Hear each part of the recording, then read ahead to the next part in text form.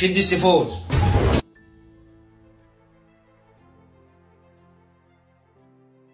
دكر بط بدل الكلب وطشت بدل الطرنش، دي كانت أدوات ولاد الجيزة في نسخة الغلابة من برنامج رامز جاب من الآخر. إيه سر شهرة الأولاد دول؟ وهل يبقوا ممثلين فعلا ولا إيه الحقيقة؟ كل ده وأكتر هنعرفه مع بعض في الفيديو ده.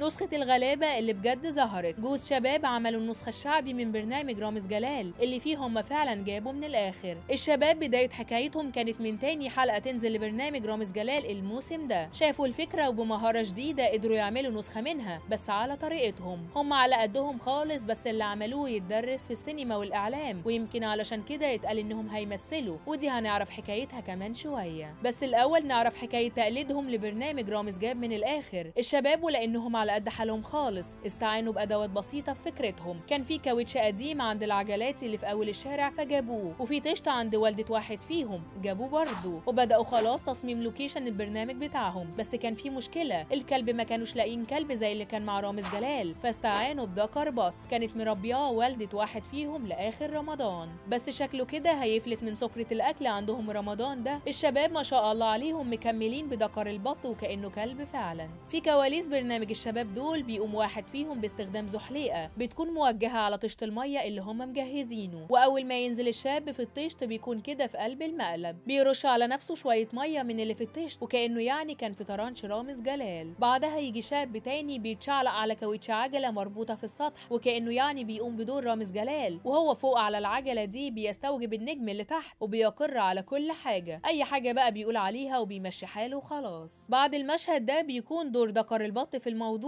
بيبدأ يدخل دكر البط وبيجري ورا النجم الموجود. الفكرة ان بيجري جامد ولا كأنه فعلا كلب. ازاي قدروا الشباب يقنعوه ان كلب محدش عارف؟ بس للأمانة واضح انهم شاطرين وبيحاولوا يجتهدوا على قد ما يقدروا ويفرحوا الجمهور بتاعهم على التيك توك. الشباب دول عندهم صفحة على تيك توك اسمها شباب الجيزة، على الصفحة دي بينشر الشباب فيديوهات كلها محتواها هزار وكوميديا زي فيديوهات رامز جلال. ايوه ما هم مش عاملين فيديو واحد ولا اتنين، دول عاملين اكتر من فيديو بيقلدوا فيه برامج رامز جلال، وكل يوم بيقلدوا اللي حصل مع الضيوف الجداد اللي جايبهم رامز في الحلقة بتاعته. الشباب حكايتهم حكاية وكل يوم بيبقى فيه فيديو مضحك قوي عندهم، فيديو بيلخص كل اللي حصل في برنامج رامز جلال بس بطريقتهم هم، الطريقة الكوميدية الشعبية. اسلوبهم تقليد رامز جلال والبرنامج بتاعه عاجب ناس كتير قوي على السوشيال ميديا وعامل حالة من البهجة والتفاعل، ويمكن ده اللي خلى بعض الناس تقول ان الشباب دول المفترض يدخلوا مجال التمثيل. فانتم ايه رأيكم بقى؟ شاركونا انتوا كمان في التعليقات.